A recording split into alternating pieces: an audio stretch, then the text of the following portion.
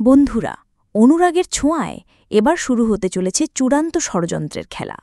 একদিকে কুন্তলা তার ভয়ঙ্কর ছক কষছে, আর সেই ফাঁদে পা দিয়েছে খোদ সোনা।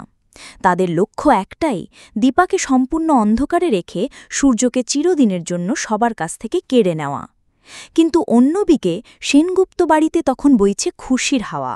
লাবণ্যর জন্মদিনের উৎসবে সবাই যখন মেতে আছে, ঠিক তখনই সেই বাড়িতেই বোনা হচ্ছে বিশ্বাসঘাতকতার জাল। যখন মনে হচ্ছিল সব পথ বন্ধ, ঠিক তখনই এক ফুড ব্লগারের ভিডিও দীপার হাতে আসে এক নতুন আশার আলো হয়ে। আহত সূর্যকে এক ঝলক দেখেই তার মন কেঁদে ওঠে। আর এক মুহূর্ত দেরি না করে জয়কে সাথে নিয়ে তারা বেরিয়ে পড়ে এক রুদ্ধশ্বাস অভিযানে।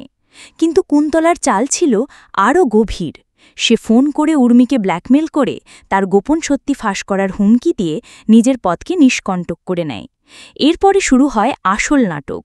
গ্রামে পৌঁছে চোখের জল আর মিথ্যার অভিনয়ে কুন্তলা গ্রামবাসীদের মন জয় করে নেয়। নিজেকে সূর্যের স্ত্রী পরিচয় দিয়ে সোনার কান্নাকাটিকে হাতিয়ার করে সে হাসিল করে নেয় তার উদ্দেশ্য। সরল গ্রামবাসীরা সে প্রতারণার ফাঁদে পা দিয়ে সূর্যকে তুলে দেয় তাদেরই হাতে। কিন্তু ভাগ্যের কি নির্মম পরিহাস! দীপা যখন সেখানে পৌঁছায় তখন সব শেষ। সে জানতে পারে একটু আগেই সূর্যকে তার স্ত্রী আর মেয়ে এসে নিয়ে গেছে। দীপার পৃথিবী যেন এক মুহূর্ত থমকে যায়। আর গাড়িতে পালাতে পালাতে কুন্তলা তার আসল পরিকল্পনা ফাঁস করে। তাদের লক্ষ্য শুধু রাজ্য ছাড়ানো নয়, বরং দেশ ছেড়ে এমন এক জায়গায় পালিয়ে যাওয়া যেখান থেকে ফেরা আর সম্ভব হবে না। তবে কি সফল হবে কুন্তলার এই ভয়ঙ্কর চক্রান্ত, নাকি শেষ মুহূর্তে দীপা কোনো মেরাকেল করে দেখাবে? জানতে হলে চোখ রাখুন পরবর্তী পর্বে।